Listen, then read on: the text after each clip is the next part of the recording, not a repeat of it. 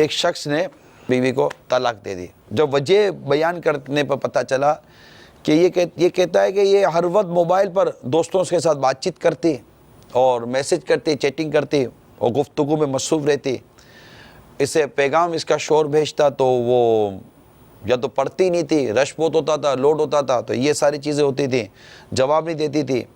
اور بس موبائل پر یہ لکھا ہوا ہے کہ بیوی ہر وقت موبائل پر مصروف رہنے کی وجہ سے اس کے گھر بلکہ بچے بھی اس کی حرکتوں کی وجہ سے متاثر تھے اور میسج نظر انداز کر دیتی تھی. جب میں نے اس کو پوچھا کہ پیغام کے بعد گھر آ کر پوچھا کہ میرے میسج کا جواب کیوں نہیں دیا، تو اس نے کہا کہ وہ اپنے دوستوں کے ساتھ چیٹنگ میں مصروف تھی. یعنی اس کو میسج کر رہی ہوگی اپنے دوستوں کے ساتھ.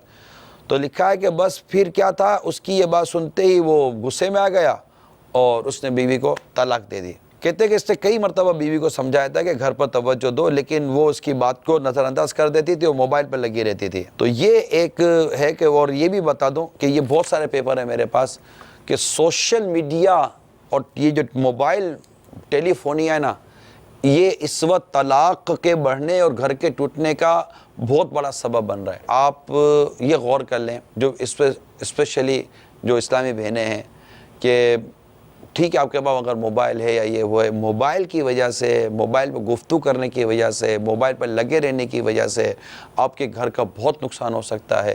آپ کا گھر بہت ڈسٹرب ہو سکتا ہے، آپ کا شوہر ڈسٹرب ہو سکتا ہے، آپ کی ساس ڈسٹرب ہو سکتی ہے، آپ کے بچے رول سکتے ہیں. کیونکہ یہ ایک ٹیلی فونیا بھی ہے نا، یہ ایک بعض اوقات مرض کی صورت اختیار کر جاتا ہے. اور سوشل میڈیا پر لگے رہنا یہ بھی مرض کی صورت اختیار کر جاتا ہے کہ لگے رہے بور ہوتے ہیں. کس چیز کے بور ہوتے ہیں؟ گھر گرہستی ہے، کام کاج ہے، پڑھنا ہے، عبادت ہے، ریاضت ہے، قرآن کریم کی تلاوت ہے، یہ 10 چیزیں ہیں.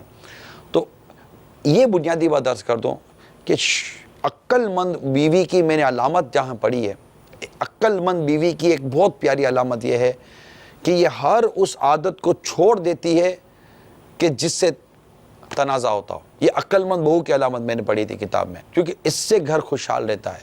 اور جس سے شوہر جس کو پسند نہیں کرتا اور وہ کام کرنا نہ پر فرض ہے نہ واجب ہے. بات سمجھنے کی کوشش کریں، شوہر ایک چیز کو پسند نہیں کرتا اور وہ کام کرنا آپ پر نہ فرض ہے نہ واجب ہے، اس کام کو ترک کر دیں.